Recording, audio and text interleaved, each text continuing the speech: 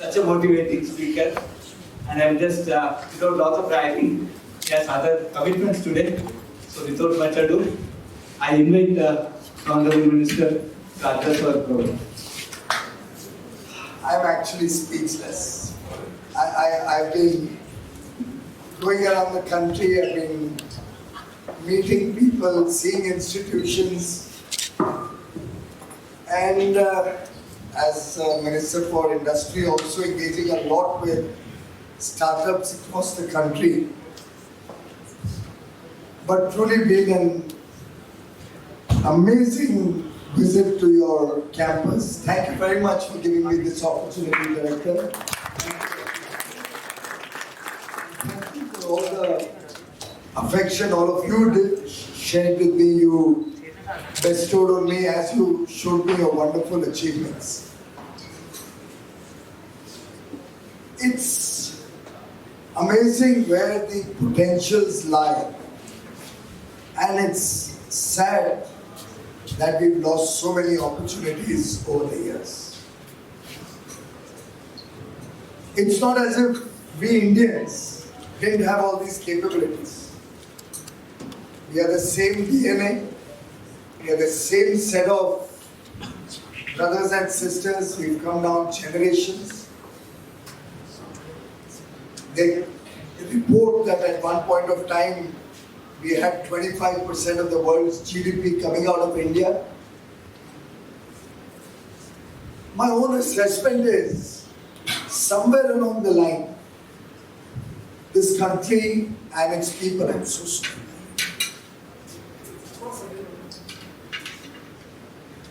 got complicit. I don't know when that happened. Was it when the kings ruled over us? Was it when the Mughals took over the country? Or was it when the British came and enslaved us? Of course, I cannot agree with the supposedly Indian origin lady in UK who is trying to make a virtue of colonial rule in India. I've never seen something as shameful as that in my life. Somebody from India trying to suggest that what they did to our country was good for it. And then 75 years into independence, as we celebrate Azadi Ka Amrit Mahotsav, you hold the key to the change in mindset, the little bit of extra between ordinary and extraordinary. And thank you very much for all that each one of you is doing for this country. Truly, truly, I speak as a grateful citizen of India for the leadership that all of you are providing as we power our way into Azadi Ka Amrit Kaal, the next 25 years, which are going to define where this country goes, where 130, 140 crore Indians will be, the future of our children, our families, and this great nation of ours.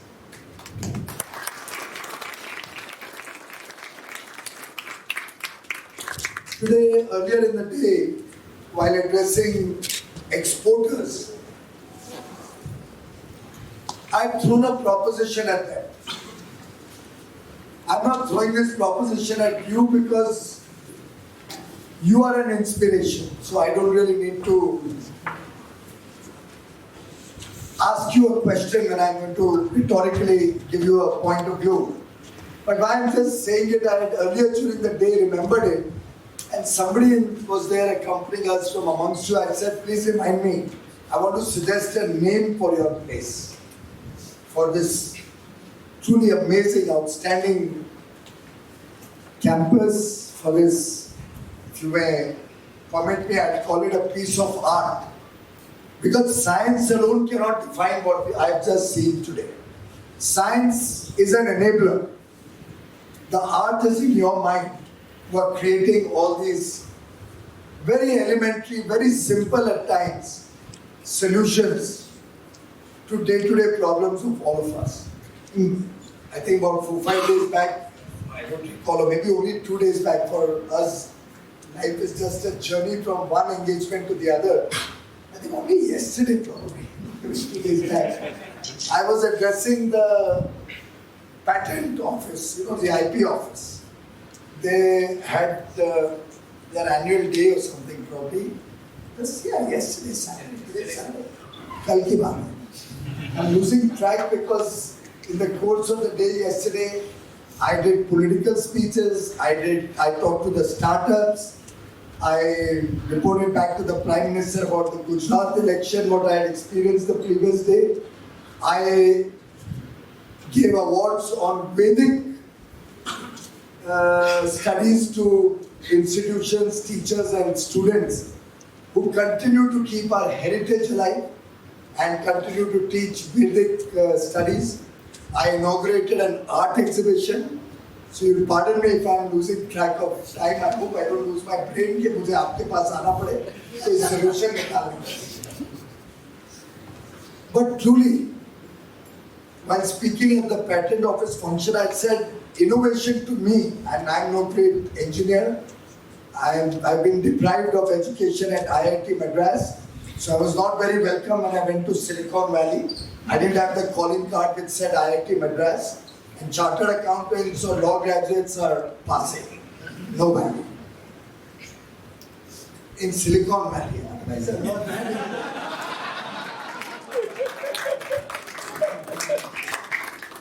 You guys will have to come back to me or my ilk for valuation, for basic funds.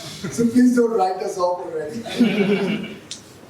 But I said to my simple mind, what I can understand you guys are doing is basically keeping your eyes open, watching what's happening. Some of you may be noticing I have a terrible throat. Somebody might already be thinking, what can we do to get this guy's throat working? Somebody here may have been thinking that now this coffee is getting cold. You know there's a thermos, but thermos kills the taste of coffee. So one of those kids who have presented our technology on cold storage to us will probably also show us what he could have done with keeping this coffee fresh and hot. And that's what innovation is all about. Elementary, simple thinking gets you solutions to day-to-day problems of life. It could be business problems. It could be problems of day-to-day living. It could be the problem of poverty. It could be the problem of remote areas.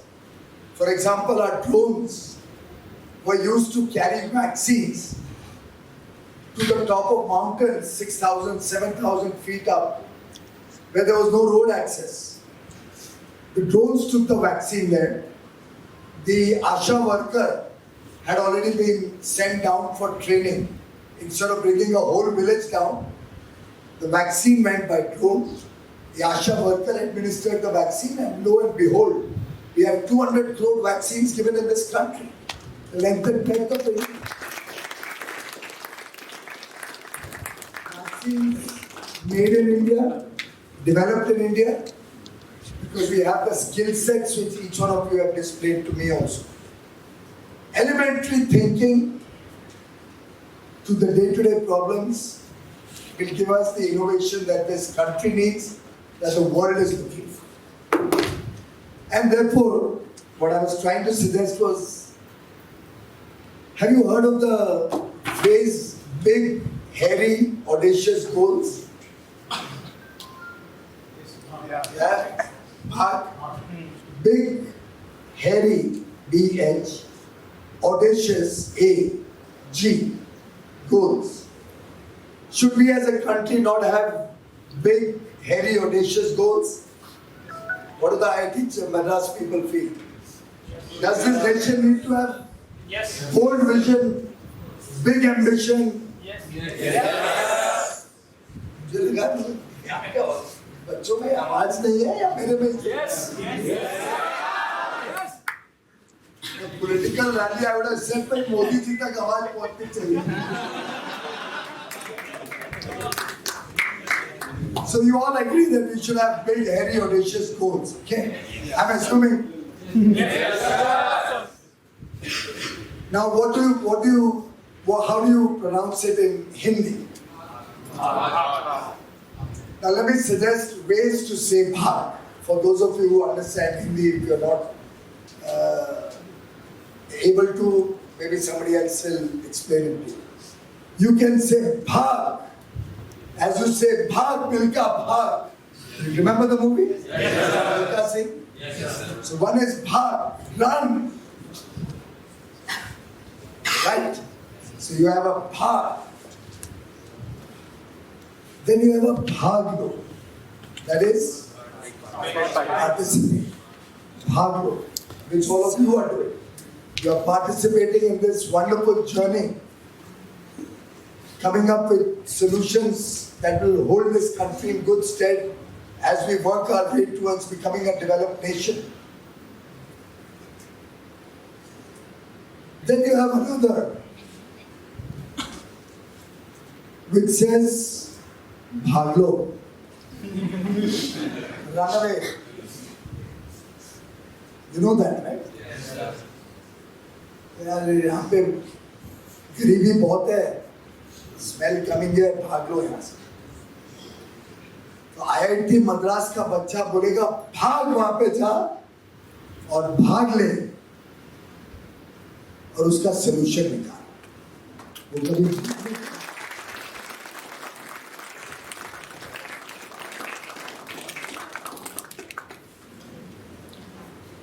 and to my mind, the fact that each one of you could think out of the box, the fact that I was told probably 90% of the children in this campus are not even IIT engineers in the research part, the one which we are in right now. As he keeps rubbing it into me, the 1.2 million square feet part. By the way, he and I go back 2004, right? So I became a director in State Bank 2004. That's how many years? 18 years. We go back 18 years. They were both on the board of State Bank of India, and I could see the same spark that you are enjoying the fruits of 18 years ago. And that journey, I think, continues relentlessly. Congratulations, Dr. Chukkumala.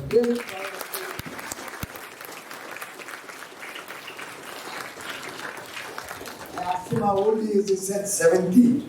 I said, "You are a bit छोटे हो. Modi ji is 72."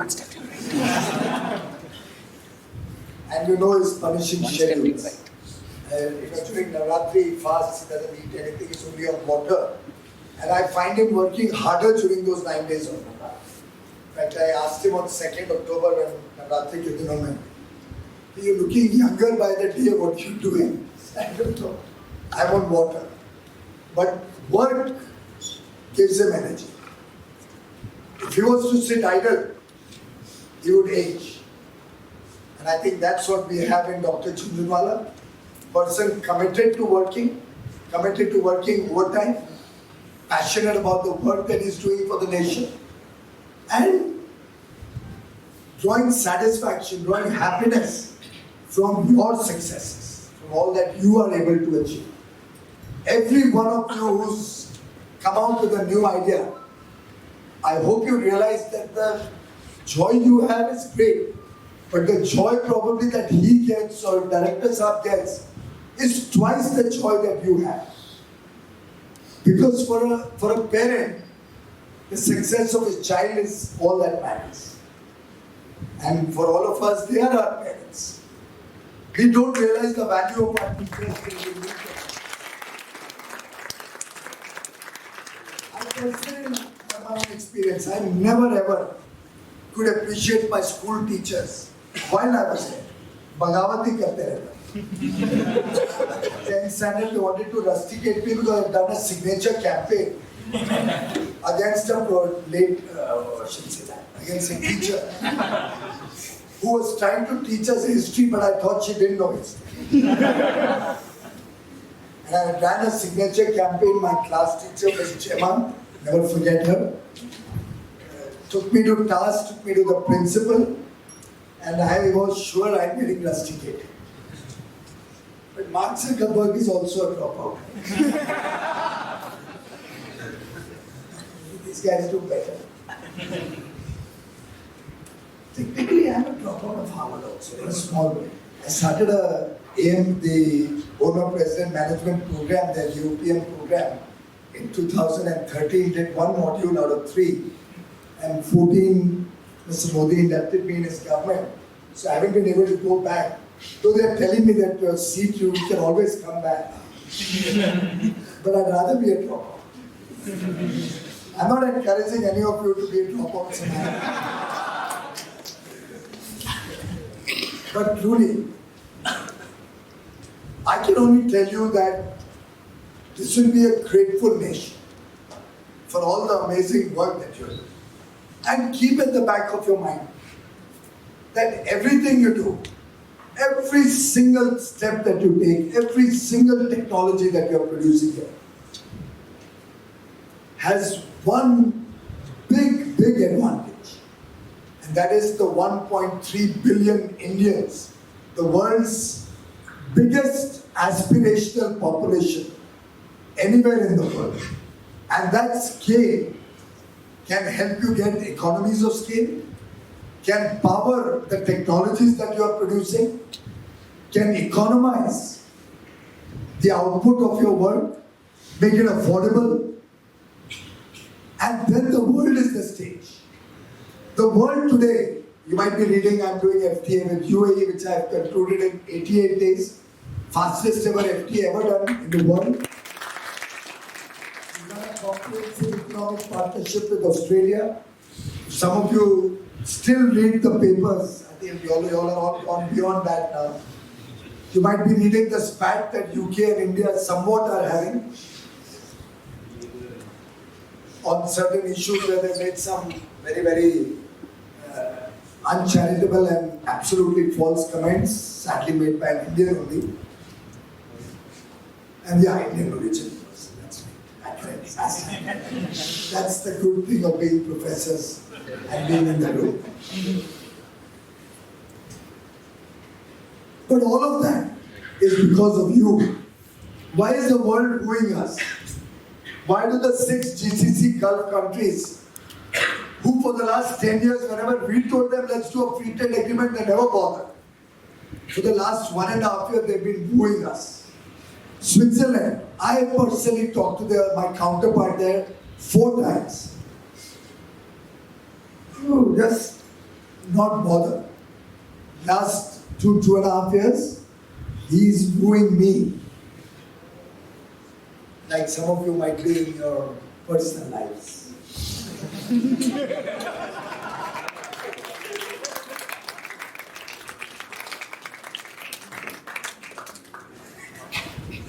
Why does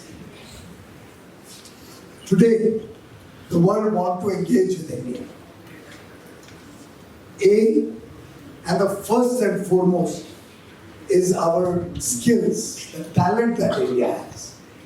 Without that, probably the rest of the things would have been just statistics. It's the talent that attracts them to India. It's all of you, your work. And since the start of the Startup India mission in 2016, the amazing work that's been happening in the country is now coming to fruition. People are now seeing it, are experiencing. Lost a couple of years in COVID, otherwise they would have experienced this in 2021 itself. Never too late. There's an idea of time has to come. And the world recognizes that India's time has arrived. The talent and manpower skills that each one of you represents. Second is the demographic dividend. We are the world's youngest population for the next 30 years. The large young population is our strength. Population is not a big, it's a boom. 3, the market. Is there any other part of the world where there is a billion plus people, and as I said, mostly young, who are now connected with the world, who have televisions at home? Television is no more a luxury. Go to any village, go to a slum, you'll find a television in every home. And if at all he doesn't have a TV, he'll certainly have a smartphone in the home. It's an interconnected world. They're seeing what's available all over the world. Your very own Tamil Murugan, I think, saw on television how to make sanitary pads and became the Batman of India, right? And made affordable sanitary pads. I would call him a brilliant startup entrepreneur. In this interconnected world, show me a place which has a billion aspirational, hungry, not hungry as in the stomach, hungry for the good things of life. And then what does that translate? It translates into huge demand for washing machines, for dishwashers. As more and more of our sisters and daughters come into the workforce, everybody will want a dishwasher in their home. They'll want a washing machine. With sustainability being current coin, all the stuff that I saw today, every one of them had an element of sustainability, energy efficiency, electric mobility. Couple that with the large market, with our manufacturing skills. You bring anything from anywhere in the world, you'll find an engineer who can make it in India. And then with this large market, when you manufacture to scale, you can actually make every product, every one of the products you are engineering here, you are innovating here, affordable not only for India, but for the rest of the world. We have 1 billion people in Africa who are soon going to follow suit. They're going to want all the goodies of life just like India. And to my mind, the time has come that the Americans, the Europeans, they will all also want to engage, particularly with sustainability and with newer technologies. And lo and behold, who can do that at an affordable price? You. Let me tell you about an example. You heard about the construction machinery manufacturer, JCB? They're a British company. They were working in England. They were exporting their machinery to 10 countries. They couldn't compete in the rest of the market. They came to India some 20 years ago or so. Started manufacturing. I think they have probably half a dozen or a dozen factories in India today. Their new launches are all from India. And they export to over 100 countries from India. Talent, scale, and skill. Unbeatable combination. And Dr. Chunchunwala was a part of our team, and I give a lot of credit to him for his own personal role and his guidance and his leadership as he helped me, held my little finger, took my hand and made me make my way through the LED bulb revolution in India. Most of you are young here, you will not recall it, because 7 years is too long in your lives. But way back on 5th January, and I'm saying this only to encourage all of you to think big, the big, hairy, audacious goals.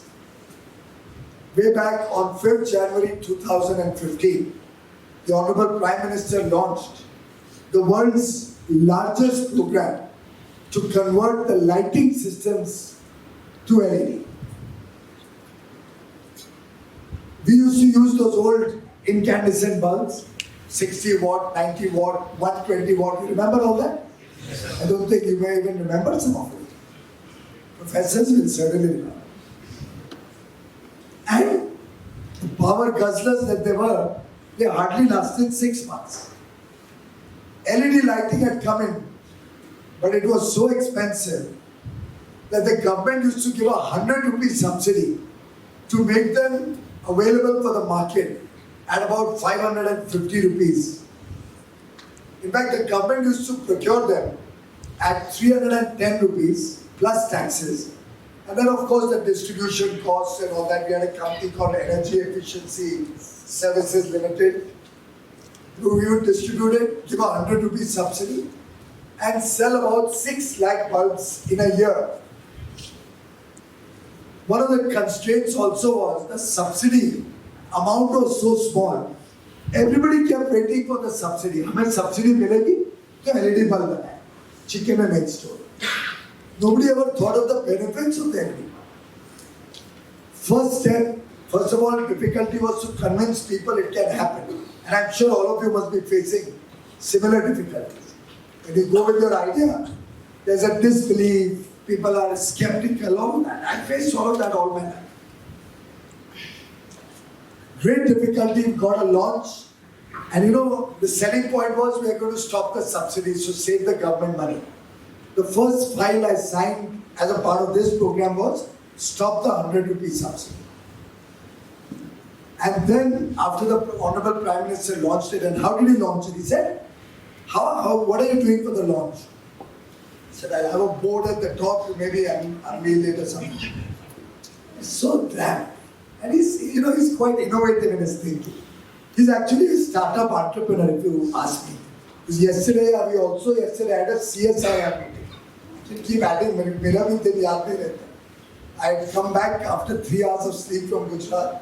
Airport पे पहले उनका call लिया, give him my feedback. Then he went to his house for a CSIR meeting. And some of the ideas he gave to the CSIR scientists, the word that Tata Sons chairman used at the end of that interaction was, this man is mind-boggling. I'm not exaggerating. If any of you knows Chandra, you can call him up and ask him. He said it was mind-boggling. So Prime Minister said, थोड़ा innovative बनाओ, तो हमने 2-3 गरीब लोगों को बुलाया और उनके पास समय कम था, तो in his office we made him hand over those bulbs to those 2-3 people because it was energy efficiency. It would reduce their power bill. He was still not satisfied. So we were in the basement of his office. So as we were walking up, he saw a small point. These British and all these old buildings, which you have to remove this colonial mindset, of course. They used to have these lights in the passageway also, along the staircase. He saw a bulb and he stopped. He said, get me one of your bulbs. So we got that bulb, we took out that old incandescent bulb and fixed a bulb himself. That became my brand ambassador picture. Prime Minister changing the bulb. And from that day on, we had stakeholder consultations, we would talk to all the states. We got the entire country engaged in it. We calculated the savings. If the country was to use LED lights, the savings was 40,000 crores per year way back in 2015. Today it must be much more. We could save 80 million tons of carbon dioxide. 80 million tons by replacing all those incandescent bulbs. So we looked at scale, and I still remember we used to take out tenders for 2 crore bulbs, 1 crore bulb. We would assure payment on the 30th day in the bank account of the suppliers. And if you don't get it, they had my personal mobile number. So they don't have to come to a government office. You know what I'm trying to suggest. Never had to come and do anything to get their payment. And you know what? The third or fourth tender was for 5 crore bulbs. Country used to do 6 lakh bulbs in a year. We changed the scale to 6 lakh bulbs every day.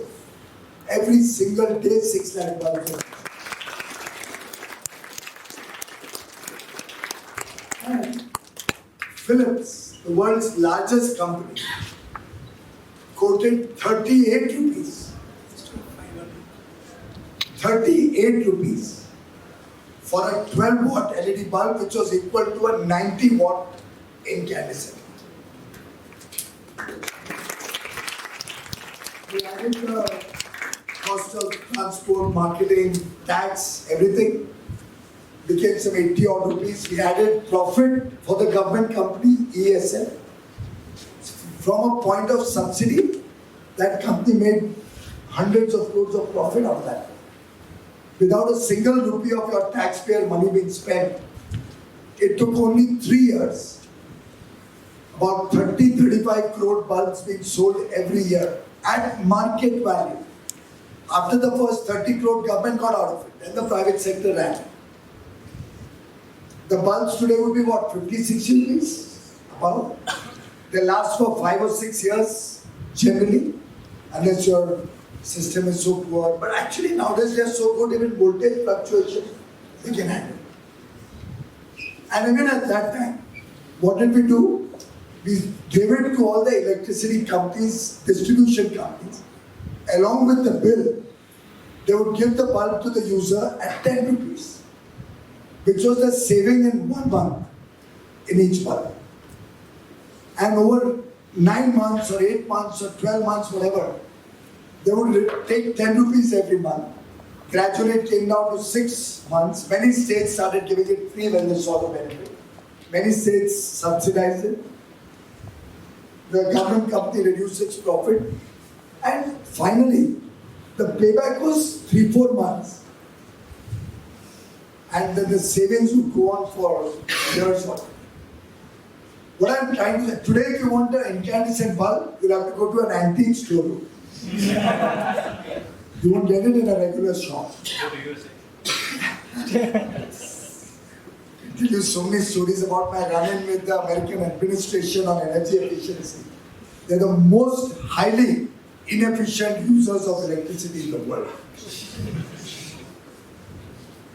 What I'm just trying to say is this is the power of India, which I request you to keep at the back of your mind. This is what is going to power the innovations that each one of you is developing. You have unparalleled opportunities in this great country. And if we are to stay the course, if we follow the 5 commitments that the Prime Minister articulated on 15th August, did you hear the speech, any of you? It's a little early in the morning, so I don't think your IIT kids can have that. The Prime Minister suggested 5 commitments, 5 prad. First, India should be a developed country in 2047 when we celebrate 100 years of independence. Second, let's remove every little symbol of colonialism from our lives. Whether it's a law, whether it's a style of working, a style of thinking, get colonial thinking out of our system. It has held us back for far too long. Third, go back to your roots. There's a lot of strength in our roots. I went to Somnath Mandir the other day. They have that compass showing the direction in which there's no piece of land for, I don't know, till the South Pole. Just no land in that whole distance. I don't know how many 100 or 1,000 years ago that was determined. I don't know how. You guys should be able to. Go back to your roots. There's a lot of strength in our culture, our tradition, our value systems, our family value systems. Our heritage is rich. Fourth, unity. Country has to be united. We all have to be united as one nation. Work as one nation. And fifth, the sense of duty.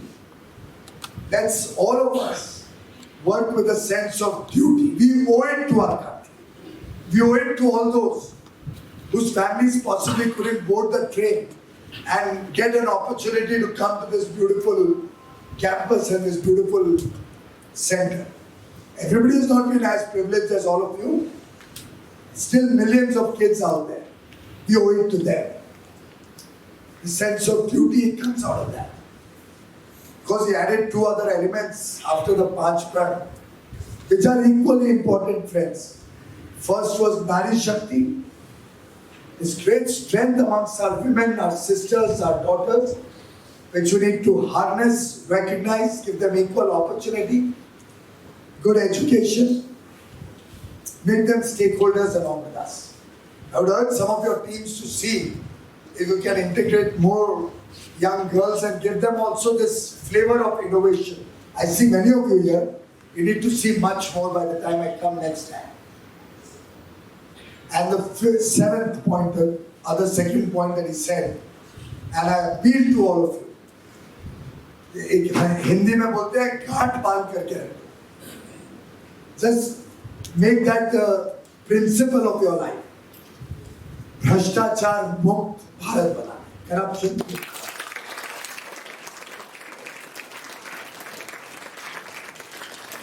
Raise your voice, become whistleblowers, but don't let anybody do wrong, because when that person is doing wrong, he's hurting this country, he's hurting the development of this country. If I do some wrong, write it to the Prime Minister, but not an anonymous, write with your name and number. I promise you there will be action. If any of my officers does wrong, write it to me. I've just 1 week ago filed an FIR. We hire people in contract in government. So my MOS told me that 2 or 3 of the kids working in his team told him that the contractor had taken 25,000 rupees from them. It's probably considered routine कि साल का तुम्हें 3 लाख या 4 लाख तनख्वाह मिलेगी. You pay 25,000 to the contractor. I couldn't tolerate it. And I'm behind my officers. We have filed an FIR. I've informed the Home Minister's office to make sure action is taken. We'll go after that guy. And we'll go after every one of those who's trying to be or has been corrupt. Very often there are these people who try and complain about this government taking action on politicians, taking action on officials. There is no special privileges just because you come from a political family or you have a particular surname. If you've done wrong, you pay for your sins. No privilege for anybody.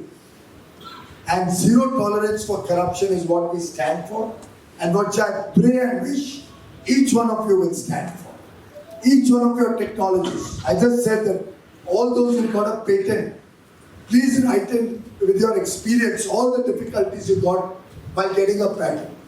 I'm amending the patent law, making it simpler, moving everything online. But if you give me your inputs, I may be able to do my job better.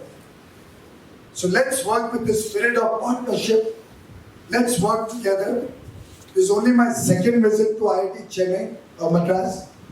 But as delightful as my first, I'm truly grateful to you for inviting me. Thank you, Director, for your leadership of this wonderful institution.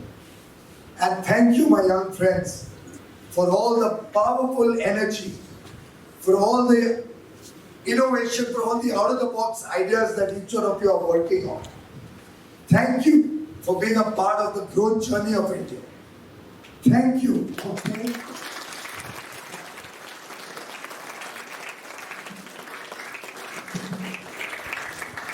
Thank you very much, sir. In our journey to transform Indian Institute of Technology to Institute for Indian Technology. Thank you. Great motivation. Thanks. Lovely meeting all of you.